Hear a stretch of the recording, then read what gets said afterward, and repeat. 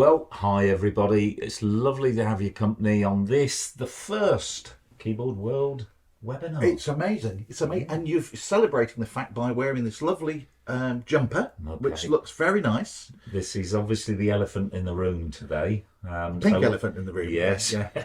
Yeah, so we'll get it out the way. I claim it takes a man to wear pink. But having said that, he's now palmed me off with the white headphones as well. Well, it all brings the ensemble together, Paul. It's very nice. But we digress. Hello, everybody, by the way. Hi. Yeah, I'm with my, I'm going to say old mate, Andy.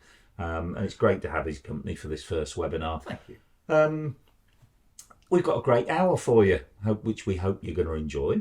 And first of all, I just need to say a huge thank you to everybody who has subscribed to the magazine since it was released. The take-up has been unbelievable. Phenomenal. Yeah, unbelievable. And we are so grateful for that. If you haven't joined us yet, then get yourselves along to the website, www.keyboardworld.co.uk. That took some rehearsing. It did. You should have done, yeah. Yeah. And make sure you subscribe. We have got so many exciting things ahead. Since we printed the first magazine, we've now got huge backing actually from many of the manufacturers, and there's more to come. And for example, next month's edition, we've got a guy by the name of Adam Whittle coming down, and he's bringing the Ketron event keyboard, brand new keyboard, which actually is causing a bit of a ripple in the market. It's a very interesting keyboard. It is a very interesting keyboard, and it's going to be nice to look at something which isn't Yamaha and Korg for a change. So Adam's bringing it down to the office here, and we're going to make some videos, and we're going to do a little podcast with him. So yeah, really looking forward to that. And we've got a few more exciting things of which we'll tell you a little bit more about maybe in the next webinar. Now, the other thing that's changed, I've got to remember all these things. When we initially put the subscription out, we were talking about magazine 1 month, webinar the next month. What we've actually decided to do, which is a bonus to all of those of you who've already subscribed, we're going to do a webinar every single month now. So if you've already subscribed, you'll get invited to 12 webinars, not 6. And the reason behind that is, Andy knows this, I've spoken to 1 or 2 customers who said, they love the idea, love the concept, but actually I've only got a 7-inch tablet to view it on. And to be honest, being realistic myself, you can't read an online magazine on a phone or a small tablet very successfully. You need at least the sort of 10-inch or 12-inch tablet, or view it on your laptop or your desktop, then it's perfect. But a lot of those people said it's a shame because we'd have loved to have joined you. So what we've decided is, as of now, we're putting out a separate membership, which is just the webinars only. So if you want to join us every month for a webinar, you can subscribe to that separately. This one's free. Free? Yes, I know. It's brought me out in a sweat. I was going to say, that's too... I've known you for too long for free. Yeah. But we have got an action-packed hour for you with Andy. I use the term action-packed loosely. Very loosely. No, Andy's with us for part of the webinar. And one thing that I discuss in the next issue, which is due out in March, by the way, to those of you that subscribe, it'll probably be out about 3rd week in March, is you look at all modern-day keyboards, and we remember the day when you had one piano sound and it was marked up as piano, and we were delirious about that.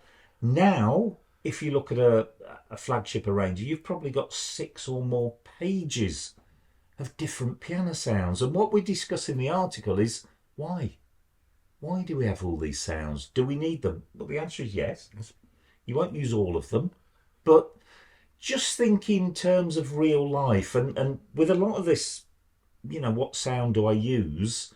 I've heard Andy tell people before, get yourselves on YouTube and look at the original, and then look at some different arrangements of songs, and try not just listening to the music, try and listen to what they're doing with the orchestration. Correct. Yes. And if you think about a piano, you know, does Elton John's piano sound the same as Richard Clayderman's? The answer is no, it doesn't. Richard Clayderman's is a much softer, sweeter, more mellow sound. Elton John's is a rock piano. Yes. Because of the different types of music. And you've got access to them all now. And I have to smile because whenever I ask Andy to do something, he comes to my house, to the office here at the back, and he's always got this Korg PA1000 tucked under his arm. One day I'm going to get a crowbar and actually prize it from him because you love this, don't you? I take it everywhere. It's my little favourite thing. Yeah, I know, but Tesco's was Tesco's, that was embarrassing. Yeah, we don't want to go into that. It was, we but, don't want to go into that. no, and when I do my job at McDonald's, of course, I have to leave it in the car. Yeah, which is, you know. yeah. Well, there you go. That's a conversation killer. Yeah. So look, Andy, a serious note for a minute. He loves this PA1000, and I know why. Because although it's what you would class as a mid-price arranger keyboard, actually it's up there in terms of features with a lot of the flagship models. So it does the two things that I need, which are great sounds and lots of flexibility, lots of features, lots of things to do with it. Great instrument. So we're going to use this to sort of illustrate this point. Now, in the magazine, as I said, we talk about pianos, but just go to any sound category on a modern day instrument and you will have page after page of options. And yeah, it can be daunting. You can see it as a bit of a minefield, or you can just take a deep breath and just learn what each of those sounds actually does. Now, I can see here, excuse me looking down because I'm in charge of camera swapping today. So you've got one of the saxophone pages up. Yes. Now here I can see at the bottom you've got 3 pages. I've got 3 pages of saxophones. And then of course though, if I go into a different category here, yeah. I've got even more pages. More pages. So I've got something like 40 different variations of saxophone. Yeah. So I think the two things to say is there are some basic saxophone things which I'd like to cover first. Yes. But the key thing about this is why is there 40? Because and the reason behind that is every saxophone player sounds different. Yeah. You can have 5 real tenor sax players in a line, and they will all sound different. Their instruments will sound different. So a Selmer saxophone will sound different from a Boozy and Hawk saxophone. The reed they use makes a difference. And I'm using a posh word now. You'll be surprised about this word. Their embouchure, the way they interact, their mouth. The way they use their mouth on the embouchure, the way they use their mouth changes the tone of the saxophone. So we've got 4 basics, which we'll just cover in a second, but then we've got lots of other variations. Key point is here for everybody at home, you won't use them all. You won't. And at the end of the day, like everybody does, like we all do, we narrow down to the selection that we like. But if we're playing big band music, we'll choose a certain type of alto sax or tenor sax. And if we're playing a ballad, it'll be a different type of alto sax. And that's what we want to basically But to start with, sax is a good one to start with because actually the name that prefixes the type of sax often suggests... It's a very big clue. Yeah, so we've got soprano, we've got alto... We've got tenor, and we've got baritone, which is deep down. Yes. So think of singers. You get soprano singers, that's the real high voice, then the altos, then the tenors, and then the baritones. Yes. And that's exactly the first thing to cover, really. Yeah. So I've just selected here, I think we can see on the screen here, I've just selected a baritone sax, and that's designed to be played in this area of the keyboard. Yeah. Okay, we will cover one important control in a little while, which is something called octave shift. Yeah. And how you can change octaves. Because if you're down here and you're playing an accompaniment style, your 2 hands are going to crash. Yes. They're going to crash into each other. So you can use this to move that up to there, and then that moves it away from your hand, which is And we can also do some little tricks with that as well, Okay. which we'll talk about in a little Okay. while. But the basic sounds, baritone sax down here.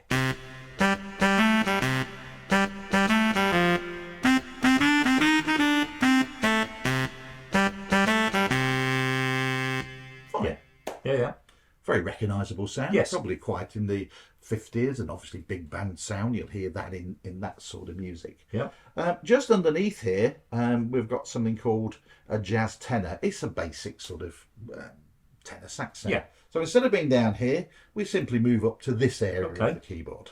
And this is big bandy.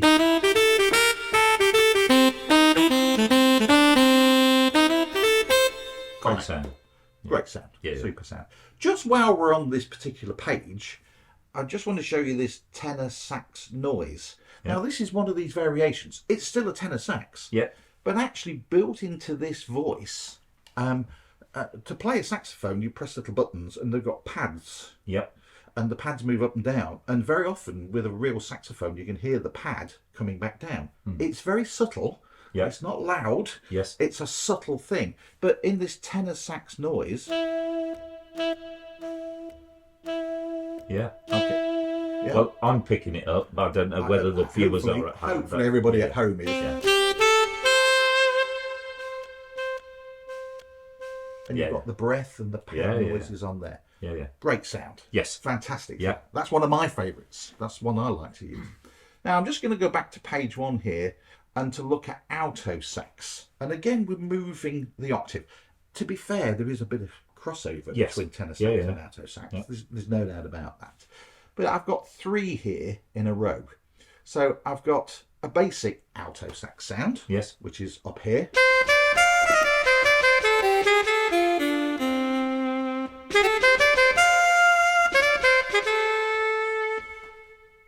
Either side, we've got soft alto sax. Now, I'm going back to when you were only in your 20s here, Paul, back to 1959. Yes. And there was a record. It was the first ever jazz hit in the hit parade in 1955, which was a tune called Take 5. Yeah. I remember that. Do you remember that one? Yeah. Dave Brubeck. And it was Dave Brubeck. He I think wrote the music, etc. Yeah. But the guy who played the saxophone was a guy called Paul Desmond, and he had this very soft sort of gentle tone on the alto sax, and that's what this particular was. For me, this is what it copies, and that. So I'm just going to go down an octave here. I'll come to what I've done in a moment.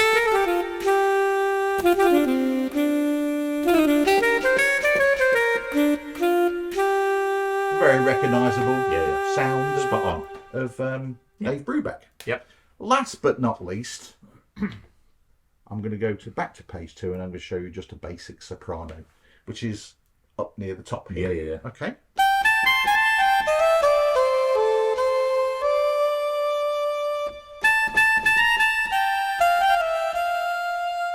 Kenny G. I was just going to say, that's the sax Kenny G plays. isn't it? Exactly. Yeah. Exactly. That type of sound. Yeah.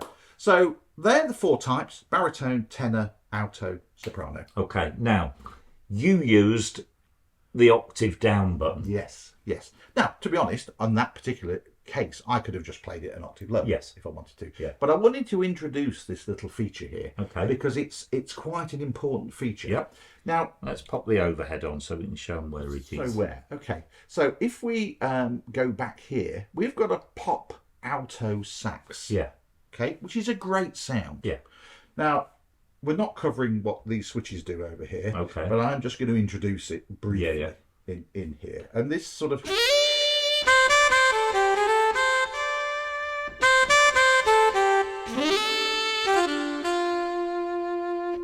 ballads, Carpenter songs, Okay. all of those sort of... that sort of sound. Yeah.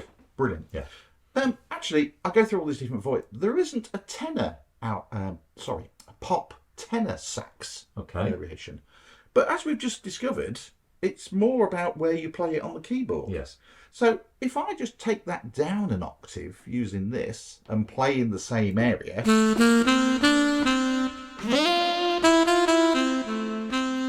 we're actually creating Yeah. that pop alto a pop tenor. Yeah.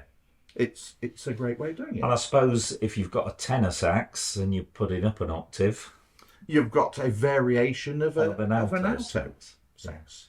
So all of that is so useful, so useful.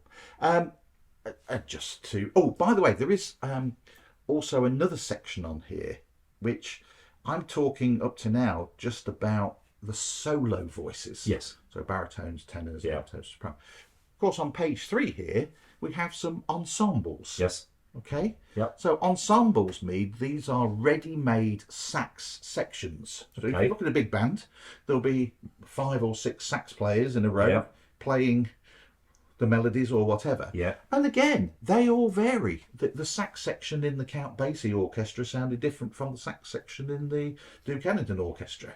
So again, you just choose the one. But I suppose you like. the fact that you can layer 3 sounds together means you can make your own sax sections up as well. You can.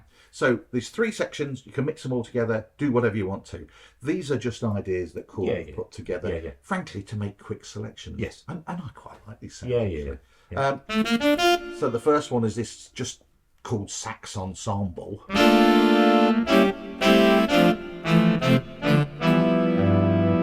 Real sax. I like that one. Yeah. Very good sound.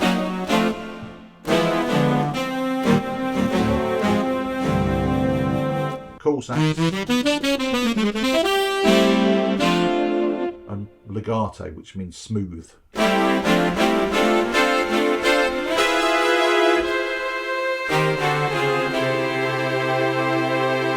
And in each one of them, you can actually hear the different sax sections. The individual bits. Yeah. The baritones down the bottom there, and that particular one. You got that?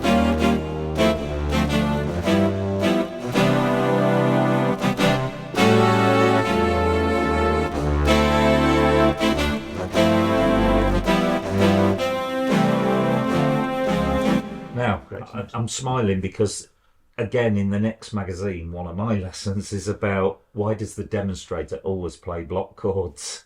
But actually, you can achieve the same effect, can't you, with the auto harmony? Yes, another great feature. Yeah. We probably haven't got time today to go into the details, but just here it's called ensemble. Yes. On Korg instruments. Yeah. And that basically does the block chord for you in a very simple. simple. And with a, let's be honest, with an ensemble sound, you need that fullness. Yeah. And although, to be fair, if I was using a style, if I put a style in, you can make a convincing ensemble even just with a single note. Yeah. But it's not easy to. Yeah. I mean, it's not a bad sound. It's a No. great sound.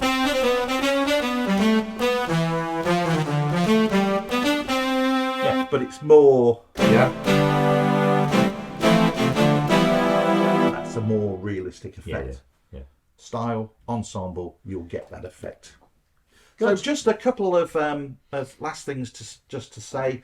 I better just make sure I get this set up correctly. Just to introduce a style here. So I'm going to use the tenor growl, as it's called.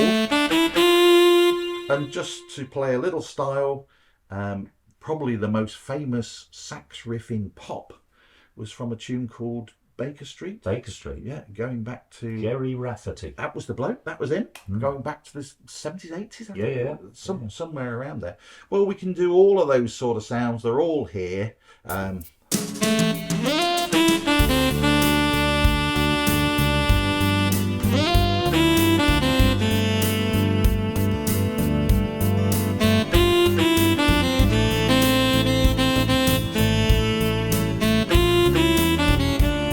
Yeah, Jerry won't be very happy with that version, will he? It won't be. I can't say I was overwhelmed. Yeah. I'm very underwhelmed with that, but it gives you the idea.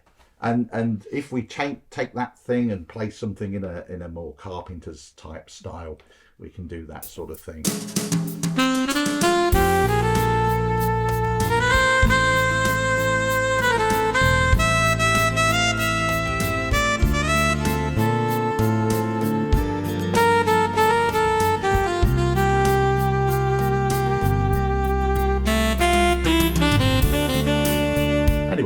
Yeah. Yeah. If at first you don't succeed. Just keep going. Yeah. Yeah. You don't think they notice that, do you? This will probably be the only time Andy's on a webinar, so make the most of it. Shall we move on to strings? Yeah. Would you like to have just a Yeah, brief, because just do a brief look at yeah, strings? yeah. So it's the same thing. It's the same theories. So I'll just go to the strings section here. And again, we've got pages and pages of different types of strings. We've got the factory, which are the later voices. We've got the older voices, which are legacy. Yeah. Pages of strings. Because there are, in real life, lots of different string sounds. Yeah. It's not a problem.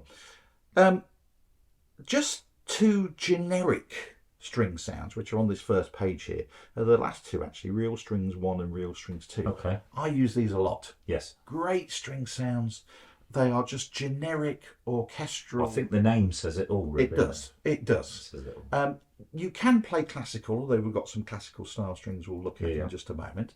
But if you're talking, again, ballads, Lionel Richie stuff, etc., they're just beautiful sounds.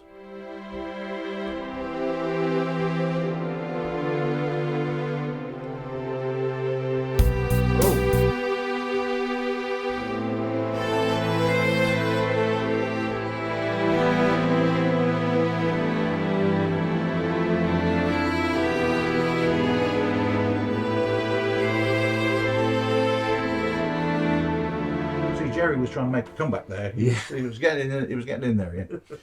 And in the same, I'll stick to McDonald's, I think. Yeah. In the same way that the tenor sax sounded different to the alto sax, Real Strings 2 is just a softer version. Yes. It's the same sort of sound.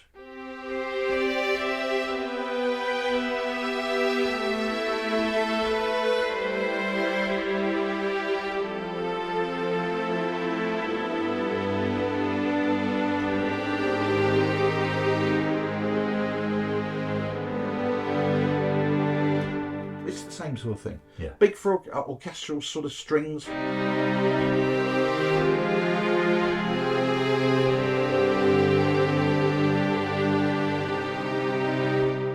Now, just a couple of sounds which are the complete opposite. Yeah. Not big and lush, but a real string quartet. Okay. Okay? So a string quartet is made up of a cello, a viola and two violins, usually. Yep. There are some variations on that. But we've got a cello down here. And we've got violas and violin mixed up here.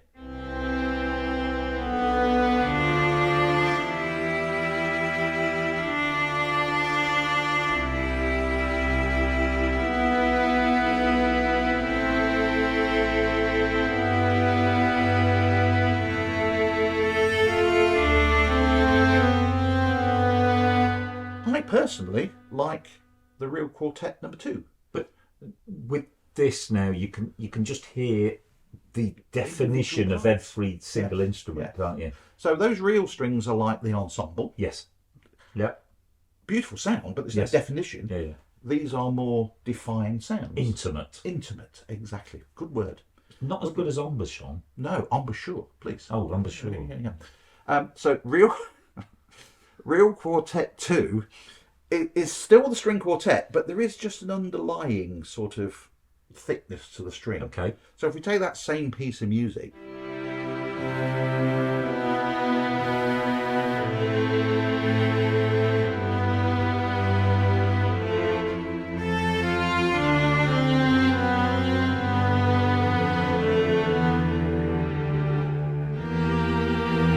That's beautiful. it's a beautiful sound. Yeah. Just a beautiful sound. If I'm honest, just my opinion, perhaps the Real String Quartet 1 is more accurate. Yes. But I just like this sound better. Yeah, yeah. It's just a nicer sound. But I think what you're doing and what you're illustrating is just it confirms that you've actually got to learn your instrument, haven't you? Oh, you've got to try these sounds. You're not gonna just know off the top of your head which sound to use. You need to learn Essential. the sounds. Yes, definitely. Sounds. Try them out. Yeah. Paul made a very accurate comment earlier. Listen on YouTube. Go on YouTube. What does a string quartet actually sound like? Yes. Now, that doesn't mean you have to copy that exactly. No, no, no. As I said, it probably sounds more like that one, Yep. number 1. But I prefer number 2. Yep. So that's the sound I tend to use if I'm using the string quartet or producing a string quartet. But learning your instrument, knowing the instrument, absolutely vital. Yeah. And unfortunately, as sounds have got so much more realistic, you have to play a little bit more in the style of the real instruments. Yes, in the style and in the right octave. Right for octaves. the sounds years ago used to be a lot more forgiving. Yes. So Yes. when we only had piano or we had trombone, you could often play it anywhere on the keyboard and it was just a sound. Yes. Organs of old, our day, Yeah. years ago, Yeah. you could virtually press any combination of sounds Yeah. and you'd get a warm, mushy, woolly, sort of nice, mellow sound. These days, you have to be a little bit more accurate. But that's great. Hopefully it's giving you an insight into why we have so many sounds and that you've got to experiment to find which sound suits which piece of music you're going to play. Yeah. It's not always the obvious one either. No. It's not always the obvious one. Do you want just to listen to the classical strings? Yeah. Just as Let's do that. Just as a final thing, perhaps, to Yeah. show you. For me, page 3 on here, concert strings 1 and 2. And again, they're just tonal variations. Yeah. But this is a more hard-hitting, classical type of sound.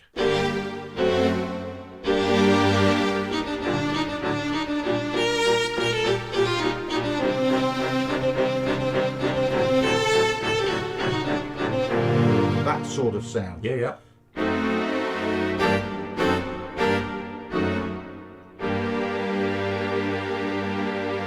And then we have, I can never pronounce this properly, not embouchure, but it's strappato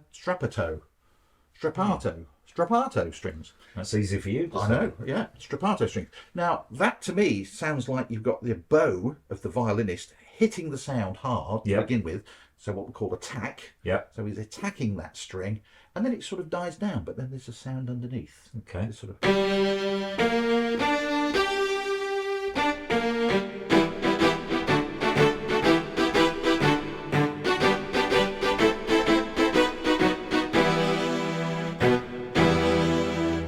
And then, last but not least, pizzicato strings.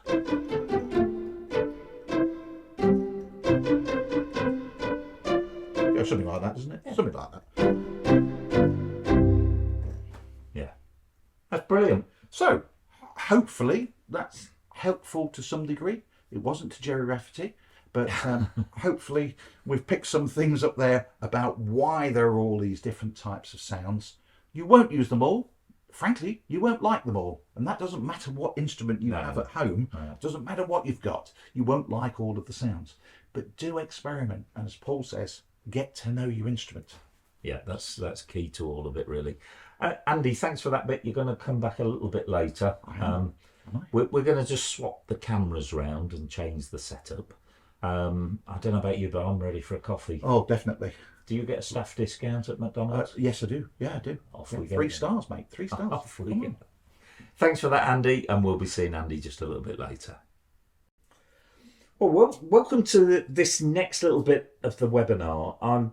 We've swapped the Korg over now for Yamaha Genos 2, and I'm really starting to get into this keyboard now.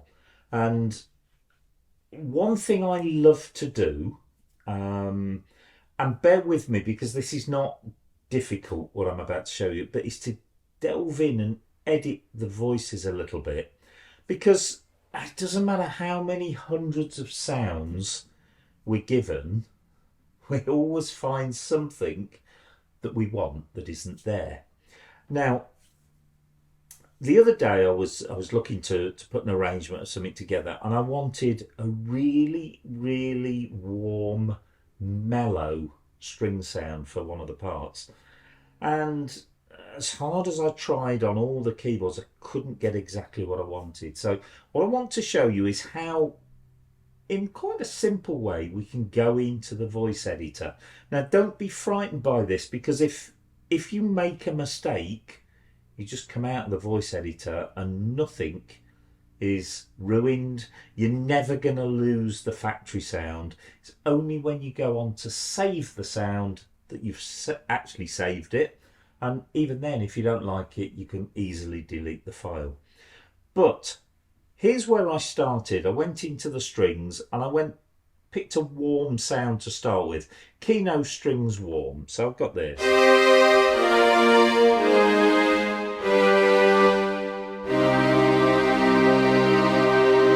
Now for what I wanted, that's still quite a bright sound. So here's what we do. We go into the menu, and in menu 2, we've got 2 pages of the menu.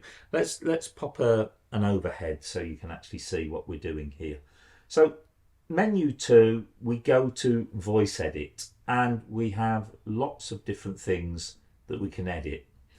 The first one I want to do is go on to sound, and we have 2 pages where we can edit the sound here, and it's on page 1. I look at the filter. There is something called cutoff and resonance. Now I'm not going to try and explain them in depth here, but just think of them in simple terms as a tone control. So if I've got my strings here and I turn the cutoff down, it's taken that little edginess off the string sound. Now we've probably gone a little bit too far there because we're losing. There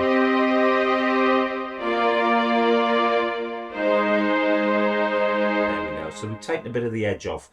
What is brilliant on the Genos here, let me put you on to full screen here. We have something at the top with a pair of weighing scales, and it says compare, and that allows us to actually compare our new sound. And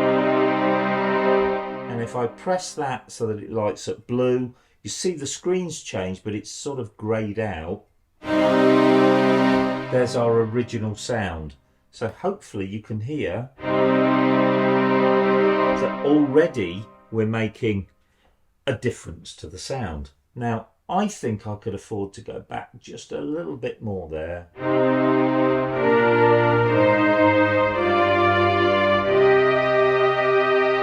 Again, let's compare that with our original.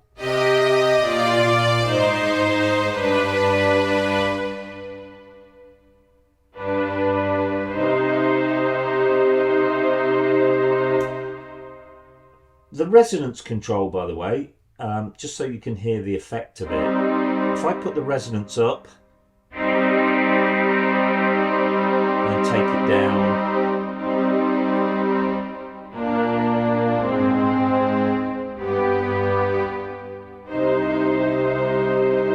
right, I'm starting to get to what I want now. The next one, attack. What does attack mean? Attack is how long it takes the sound to reach its optimal level.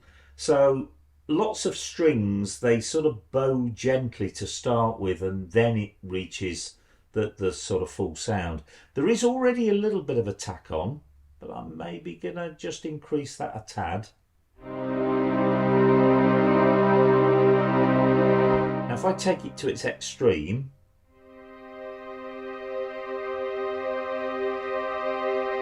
can you hear the volume has slowly but surely come up? We don't want it to be that long, but we want what we call a nice slow attack.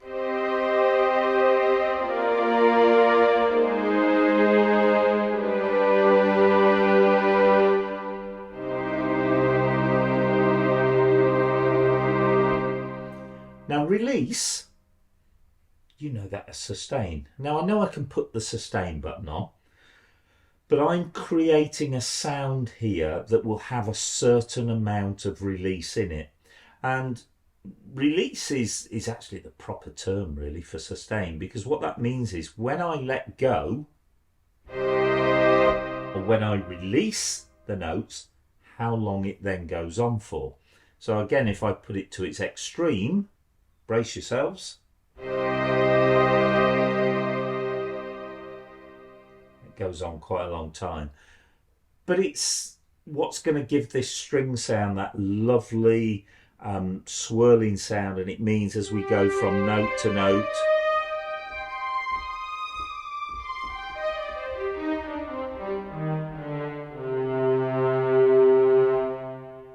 just doesn't disappear straight away. Okay, we're getting very, very close to what I want now. I'm going to come down the bottom to EQ. High and low, treble, bass. So we can alter which frequency within the high range it actually affects, and we can adjust which frequency within the bass it affects, but we're getting a bit complicated there. But let's just say if I increase the high frequency a little bit,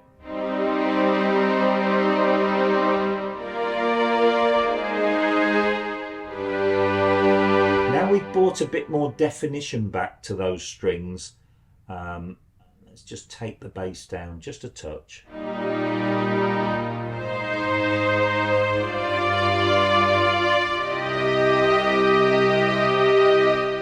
You know what? I think I've achieved my sound now. Let's do a compare again. So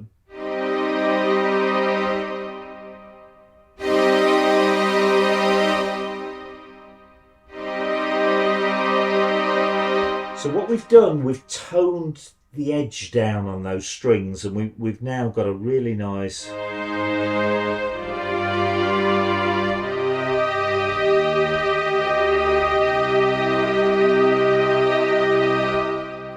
You know what? I like that. So I'm now going to save it. So we press the save. It automatically goes to user. Let's put you onto the main picture of the screen. So it goes on to user rather than preset. And I'm going to say save here. And I'm going to delete that name to start with. And I'm going to call it My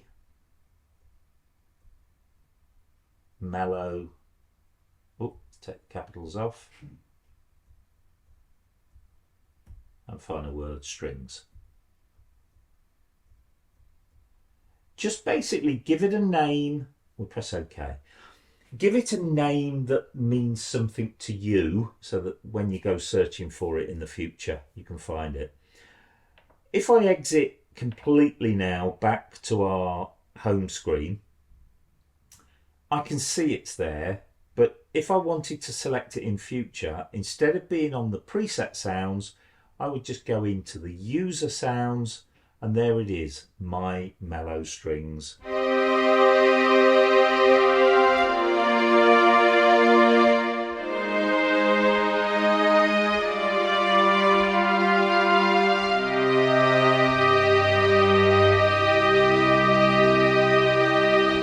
And there's my new sound created. It's not difficult. Let's do one more very quickly. Let's go in here. Let's just basically go to the staple sound of the CFX concert grand piano. This really is a lovely sound.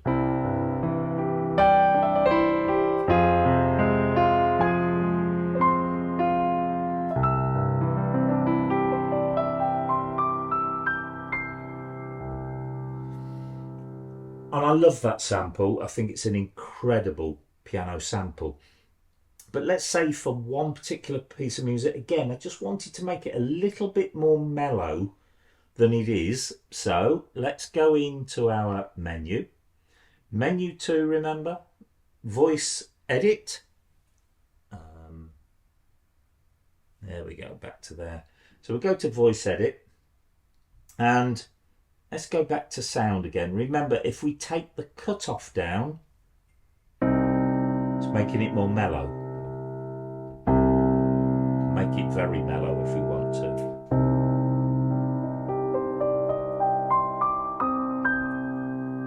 Okay, let's do the compare with the original.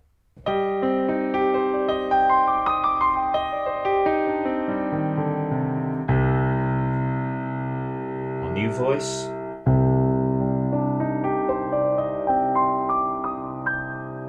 Do you know, maybe that's all I need to do to that. So we'll press save, save here, and we'll call it CFX Concert Grand Mellow.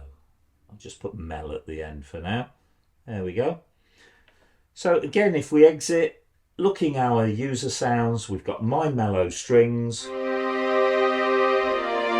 I've got that lovely mellow CFX Grand.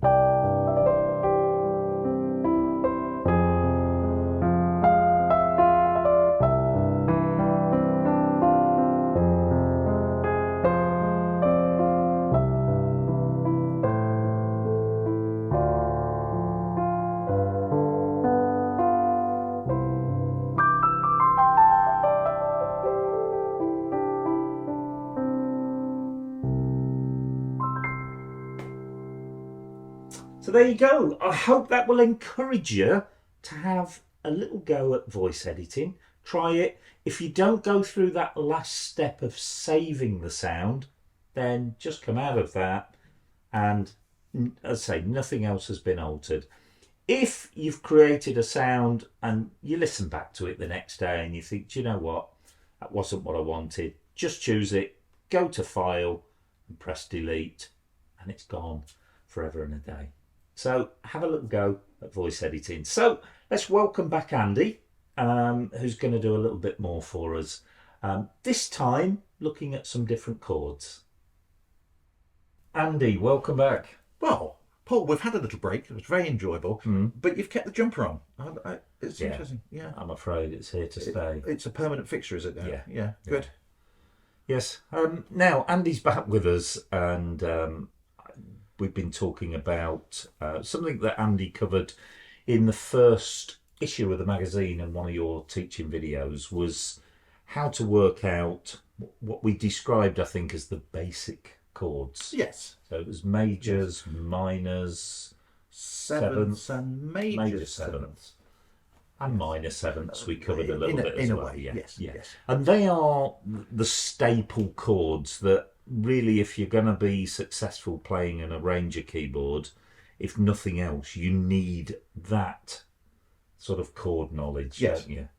Because that's, we explain, that's really the important bit. If your harmony's wrong in the left hand, particularly if you've got automatic styles going, because every wrong note you've got is being played by all the instruments in the accompaniment, amplified by the band, basically. Yes. So what we thought we'd do is just take a look at a few other chords, which they're not complex chords, but they do crop up, don't they, from time to time. And well, we're going to do three types of chords. Yep.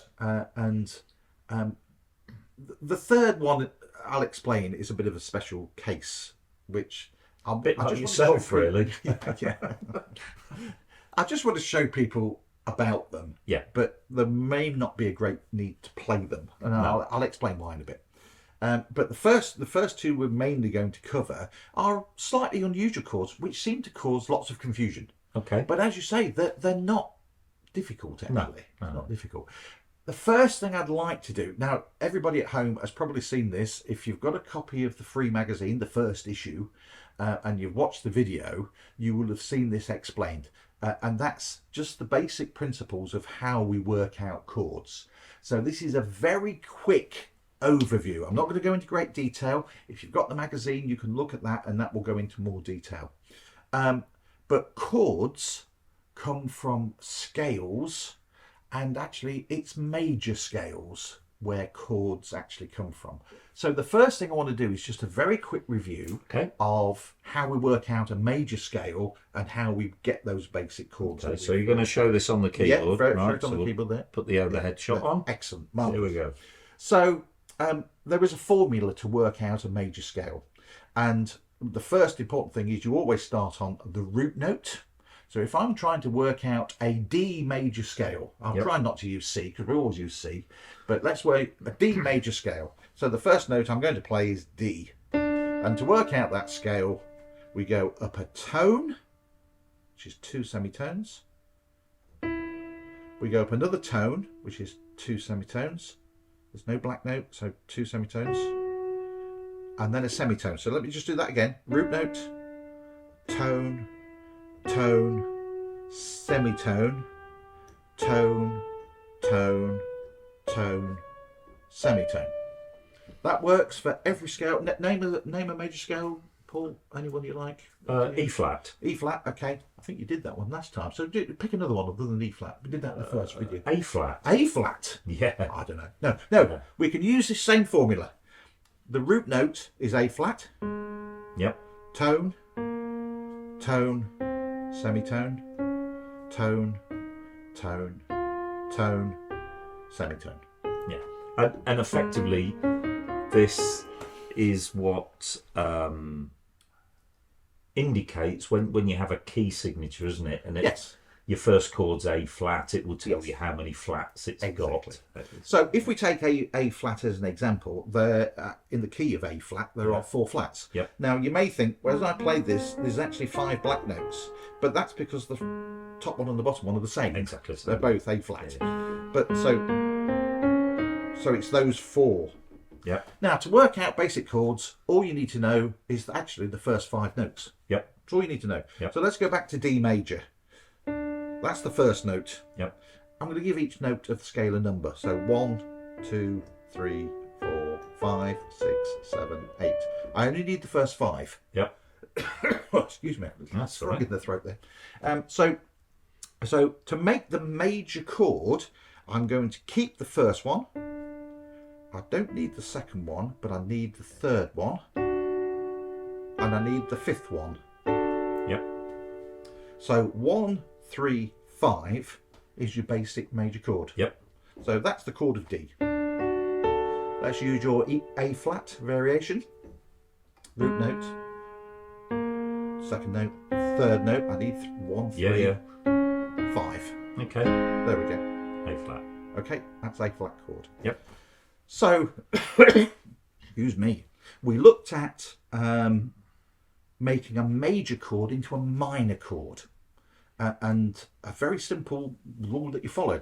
So we take 1, 3, 5, but we take the third note down a semitone. Yep. Okay.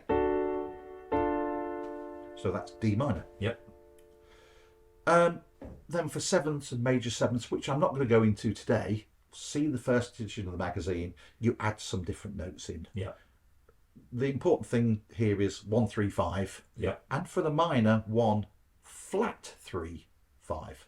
Okay? So the first type of chord we're going to add to our list, a chord that causes all sorts of complications, it's called a diminished chord. Yep. Okay?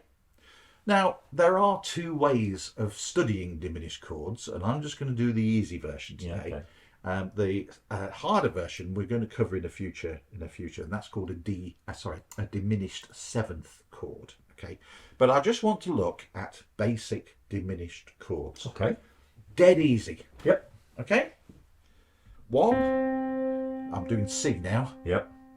3, 5. So that's your major. That's my major. Now the first thing I do is I flatten the 3rd, which is minor. Yeah. And I also flatten the 5th. And that's diminished. Good. That's it. Yeah. Well, It's as simple as that. thanks for coming, Andy. That's been lovely to see you. And your jumper. Lovely. So just to take that again, another way of thinking about it, you play your major chord, you keep your root, and you flatten the other 2. Yep. D major, keep your root, flatten the other 2. Of course, if it's already a flat, it becomes a natural, doesn't it?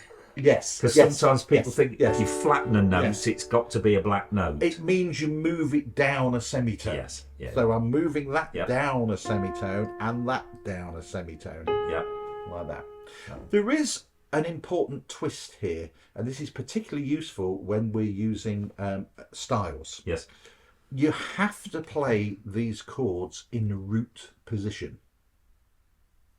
Yes. That means the root note has to be at the bottom of the chord. Yeah. Okay, because if you play your C chord there, Let's put you back on the overhead so that's it. Yeah. So that's where some people play. Yes.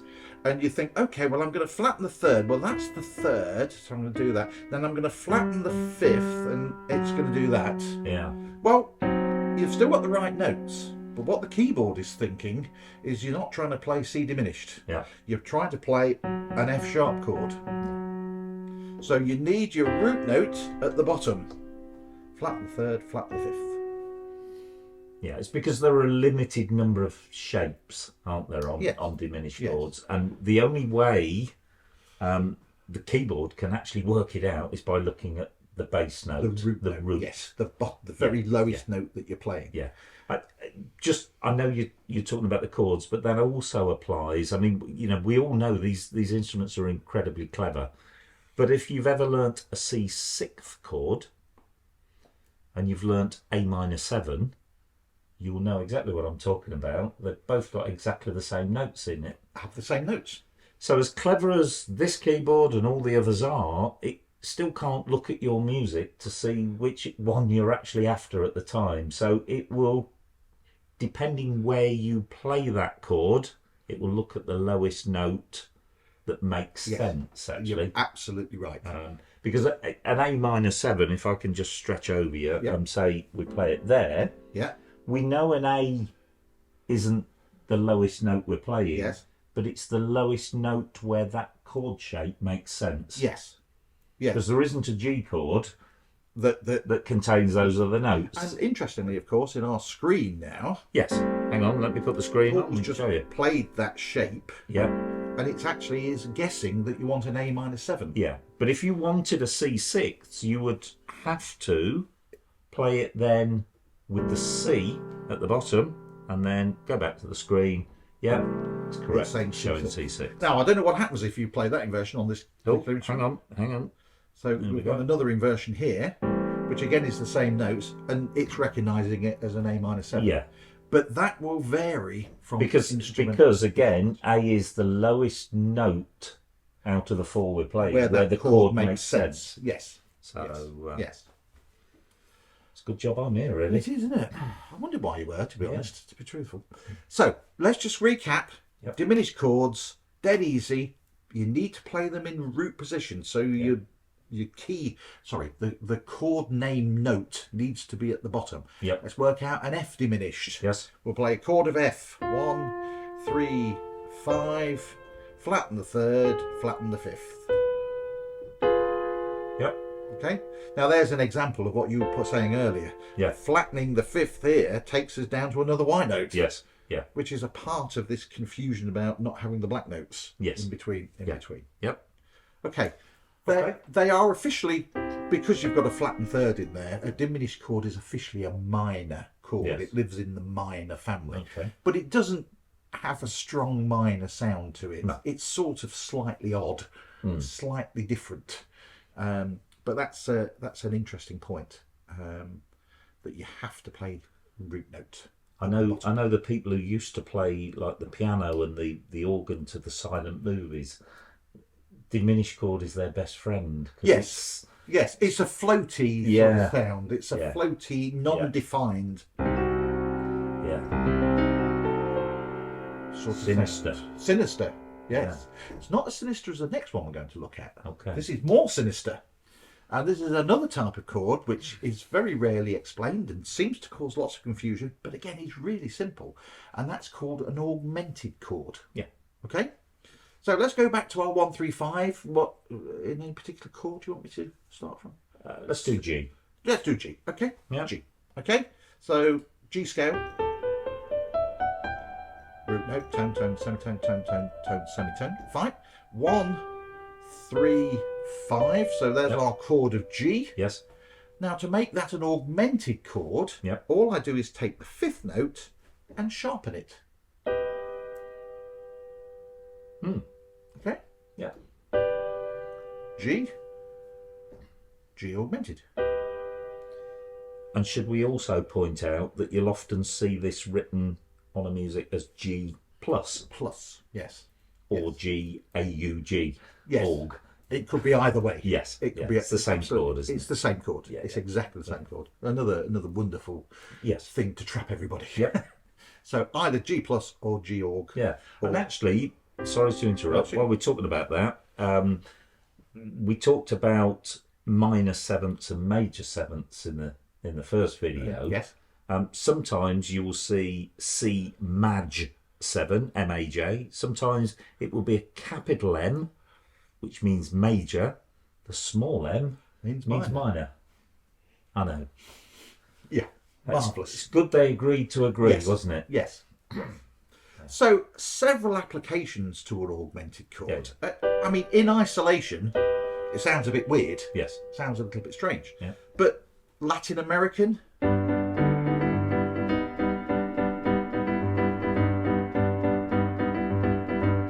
And all I'm doing there is got the G chord and I'm going up to the augmented and then I'm going up to the 6th. Yep. So it's going up, I'm going up another note and back down again. So it's that type of movement. Yeah. So that's one place where you see a lot of augmented chords, is in that sort of genre. And the other thing you can do with an augmented chord, which is following exactly the same system, is you can add augmented chords in. You have to have a word of caution here, and I'll explain caution in a moment. When you've got a long piece of music which has just got one chord, so a long piece of music just with a C chord, and you want to add some variety, instead of just having boring old C chord all the way through, you can slip in an augmented up to the 6th, back down again, if you wanted to. An example, simple tune, Merrily We Roll Along. You've learnt that as well. I've learned that. I hope it's better than Baker Street. Leave Jerry out of it, all right? Okay. Right. So I'm going to do this. What I just did in the Latin American thing. It's the same thing. Yeah. But I'm going to add the tune.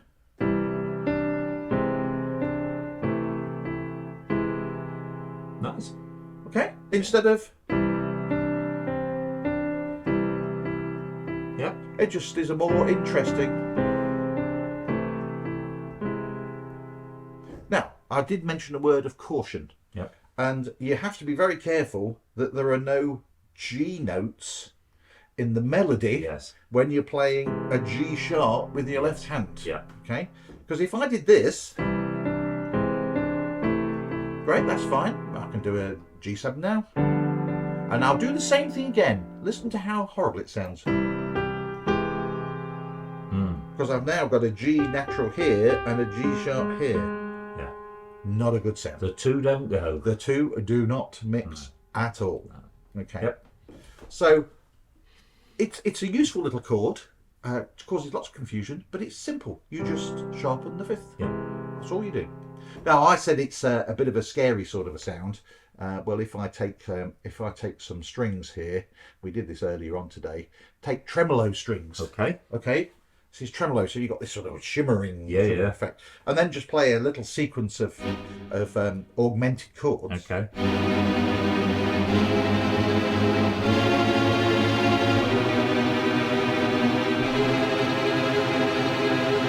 It's very horror movie.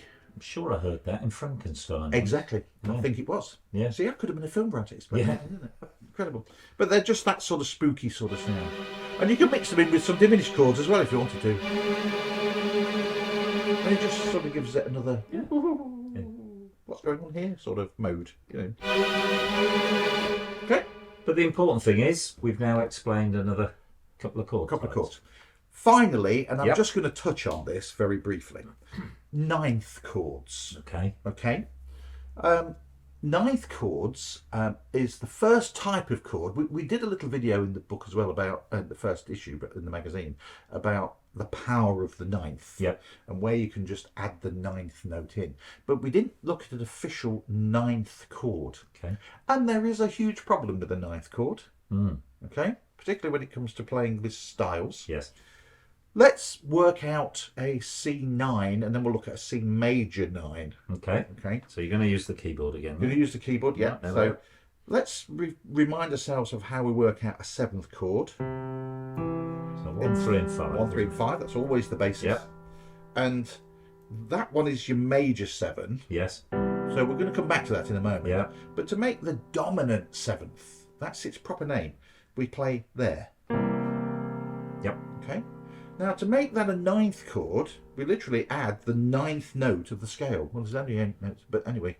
So we're now going outside 1 octave. Yeah. So that's the 8th note. That's the 9th note. Which is also the 2nd note. Which is also the 2nd note. Yeah. Indeed it is. Yeah. But you've noticed already the problem. Yes. There's 5 notes. Yeah. Okay. So to play a C9 correctly, you can either do this, or, as you've said, Paul, you can have the 2nd note. Yeah. Because it's the same note. Yes. It's the D. It's a D note. So you can do this. Yeah.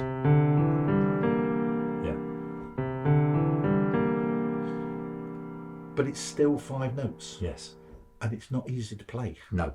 It's not easy to play No. when you're using a style. So, you have done, I believe, a wonderful article in the 2nd edition about how you use right-hand chords. Yes. How you make right-hand chords. Now, a suggestion from me is, just when you're using an accompaniment style, just play the 7th. Yep. But add the 9th note into your right hand. Yes. Okay? Yep. And that will give you the sound of a 9th, even though with this hand you're only playing 7th. Yeah. Yep. Yeah? Yep. Okay. So the last one, just to mention, is a major 9th. We've already touched on this. 1, 3, 5, always your basic. Yeah. Major 7th is just the 7th note out of the scale, and then the 9th is on top of that. It's there. Got the same problem though. Got the same problem. Yeah. It's exactly the same thing. So you can do things like this though. 7th, major 7th down here. So I'm adding the 9th here with this hand, and I'm taking 2 of these notes, which is this one and this one, and it's giving us a very nice sound, a lush sort of. But I think bottom line is, if you're not comfortable playing more than one note up here, which a lot of people aren't, you could just play the 7th. You couldn't just play the 7th, of course. Yeah. And so the important thing is to remember to simplify the chords, but keep the what I call the nature of the chord. Yeah. So in other words, if it's a minor 9th, Yes. there is such a thing as a minor 9th. Guess what? All you do is flatten the 3rd. So I'm just moving the E down to the E flat. Yep. That would become a minor 7th chord. Yes. So I've got to keep the minor part of it. Yeah. Yeah. Don't think I can take a minor 9th and just make it a dominant 7th. No. It will sound dreadful. Yeah. It won't work. Okay? Andy, that's been great. The whole purpose of a lot of our videos are to make you think about your playing. And whilst all of you might not be able to master everything we're showing you, if you can understand it and have a go, that's all we ask from you. And I'm just going to say one important thing, and I think I said this in one of the upcoming videos as well. Just because you sit back and you watch a little video like this doesn't mean you can do it, even if you understand it. This is a two-way deal here. We're happy to show you till the cows come home little things. Meet us halfway and have a go at it, because the only way we've ever mastered things over the years is practice. And I know it's the naughty word, but yeah, it's the only way. And actually, in the 2nd magazine, I've done a little article about practice. Yeah. And the idea of breaking things down, do your right hand first, etc. It's essential. Yeah, and I will do the little plug. Andy's also written a couple of books, actually, which are chord-based. Chord construction books. Yeah. Yeah. And I'll pop a little image up on the screen now, but take yourself off to the website and have a look at them. We always say they're less than a cup of coffee. Unless, apart from McDonald's. No. McDonald's is much cheaper. Yeah. It's not as cheap as it is here. No. But, no. But I didn't charge you a lot for it. No, well, it's only a couple of quid, so that's quite generous of you. No, seriously, the books are not expensive. They would be very useful, I think, for many of you out there. So, Andy, I think what I'm going to do, I'm going to do something else now, and I'll just ask you to pop back at the end and just play a little piece for us, really. Yeah, okay. On your PA, but just to prove you can actually play. Yeah. After earlier. Well, we need to prove it to Jerry, don't we? As yeah. Well. So yeah, that's not a problem. So Andy, thanks again. Thank you, see Paul. shortly. Lovely to see you in your jumper. Yes, thank you.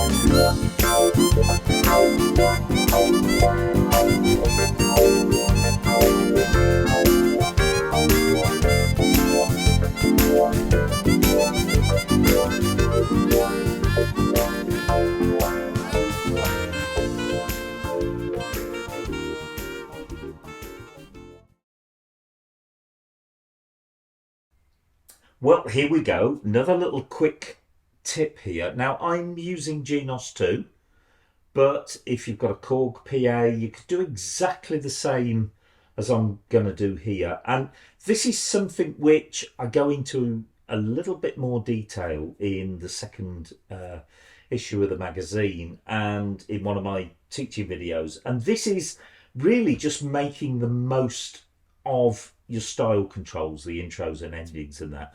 Now, I've chosen I think it's a fantastic rhythm on here called Drawbar Groove.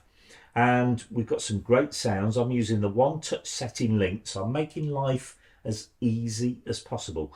One touch setting link just basically means, yeah, as I go through the variations, it will, let's put the overhead shot on so we can see.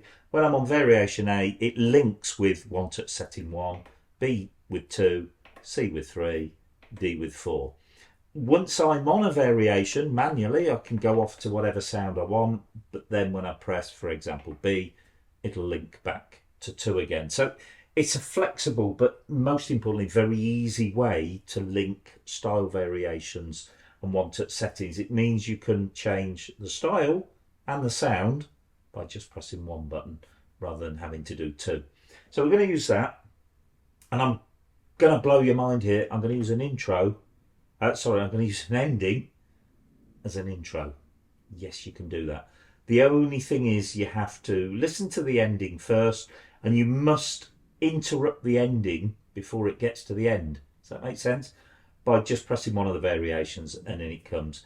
Then also in the middle of the piece, I'm going to just give you a quick example of something else which I talk about in a lot more depth in the magazine video.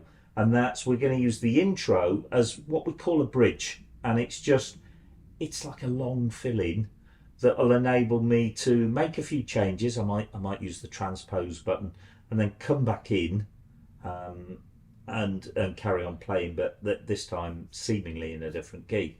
So just going to do this for you. I'm literally just going to play the music, but I'll leave the overhead shot on as well so that you can just see how I'm using some of the controls. So this is using ending 2 on Drawbar Groove, and that basically means now I've got 4 or even 5 intros I can use by using the endings. It's amazing, isn't it? So let's do this. Here we go. Goes like this.